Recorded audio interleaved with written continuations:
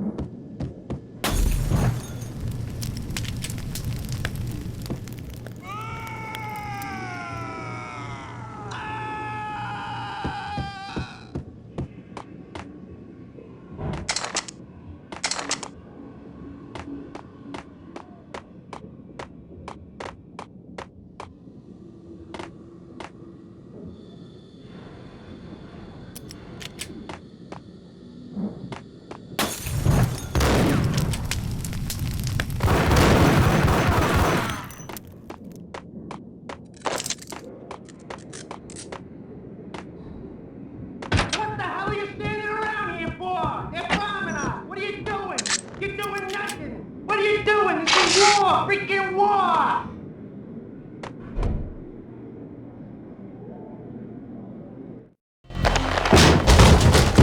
Vinny Gognitti, just the man I've been killing to see. Payne? Freaking fed! I knew from day one there was something screwy about you.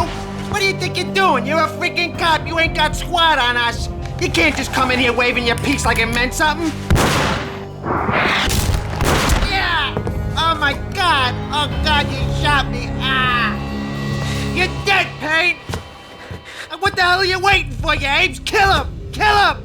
With pleasure, boss. Gognitti bailed. I made like Chow Yun Fat.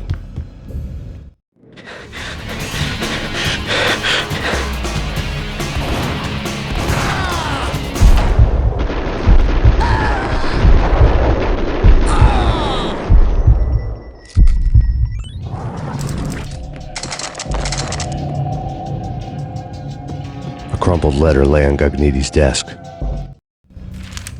The letter was addressed to Don Punchinello, but Vinny had never had the nerve to finish it. Jack's gone voodoo. Just the other night, he shot Dino because he wanted to see what his brains looked like splattered on the wall. He's a freaking mad dog. We're running out of men and business fast.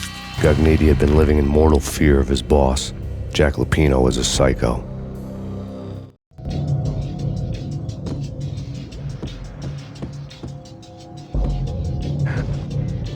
Vinny Gognitti was running scared.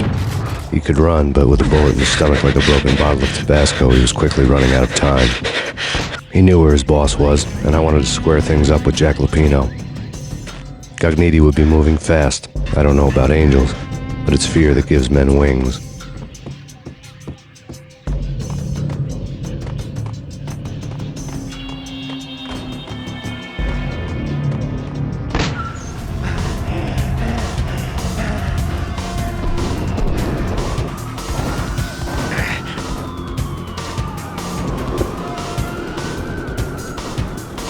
Gognitti hitched a ride. To catch him, I'd have to follow his lead.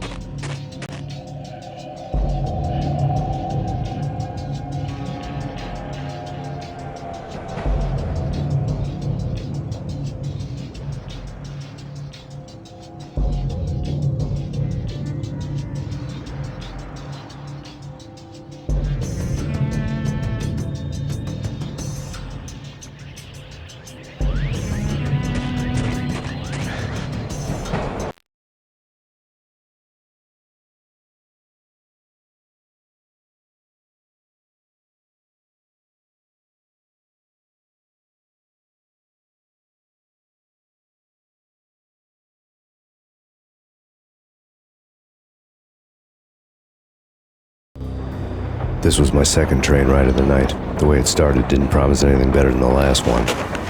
Freezing wind tearing at my face like sandpaper and razors, ice hard and slick under my hands and feet. And somewhere in the background, the wail of sirens, the city howling after me. New York sped by in fast forward. Dark rooftop water towers and a dead forest of antennas and chimneys, all a blur. When the train he was riding slowed down, Gognitti made his move.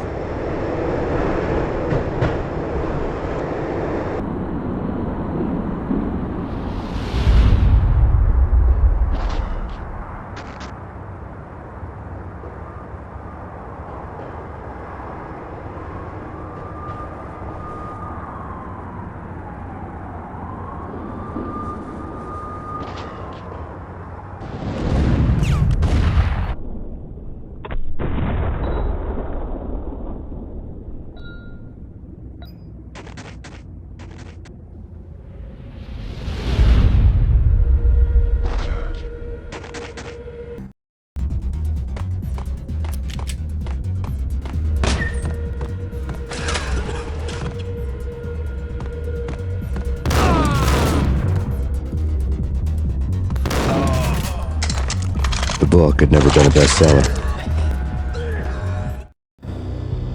Given the setting, I was surprised to find that somebody had been passing time reading. The paperback was entitled, The Age of Murder and Storm. The blurb on the back mentioned Norse mythos and Ragnarok, the end of a Viking world with a terrible winter that covered the earth in ice, when vile crimes were rampant and all humanity lost. I could see how somebody impressionable might get it into their head that we were at the end of time. I was also beginning to see what the nightclub and its owner were all about.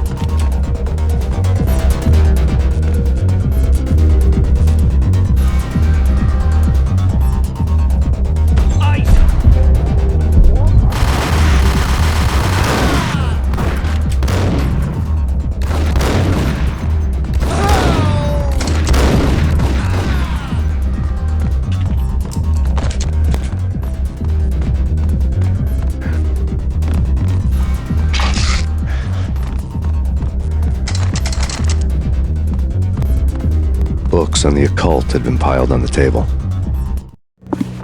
The room was stacked with light reading, such as Necronomicon, Witchcraft, and Paradise Lost. Old exotic titles like Malleus Maleficarum and De Umbrarum Reini Novum Portis. Books with pentagrams on their covers, all dealing with the occult and the infernal, lying between stacks of horror videos and a couple of Ouija boards. The only thing I could take seriously was the thought of Lupino taking it seriously. He had been spending a lot of time getting intimate with the guy downstairs.